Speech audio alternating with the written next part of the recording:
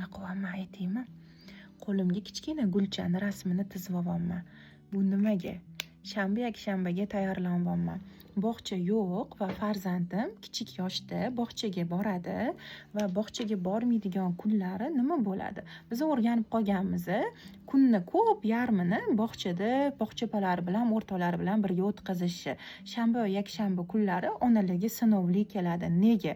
Ko'proq soat biz birga qolamiz, uy ishlarini qilamiz desak xalaqit qiladi, to'polon qiladi, qaysarlik qiladi, bizani charchatishi mumkin, jahlimizni chiqarishi mumkin. Shunaqa vaqtlarda farzandimni urib, koyib qo'ymaslik uchun, ya'ni o'zimdan chiqib ketmaslik uchun qo'limdagi belgini chizib oldim.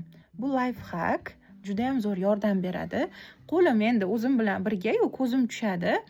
Farzandim bilan yaxshi munosabatda bo'lishim kerakligini eslatib turadi. Qo'limga qarayman deb, voy farzandimga yaxshi ko'rishimni ayting, bag'rimga bosing, shirin gapiring, chiroyli munosabat qiling, ertaga bog'chaga chiqib ketadi deb o'zimga bu gul eslatib turadi miyamga va farzandimga shunaqa qilib o'zimni tutishni boshlaganimda undagi qaysarliklar, injiqliklar, to'polonlarni ham ko'proq pasayganini ko'rdim va bizning munosabatlarimiz faqat yaxshilandi. Sizlar ham qo'llab ko'ringlar oyijonisi, zo'r yordam beradi.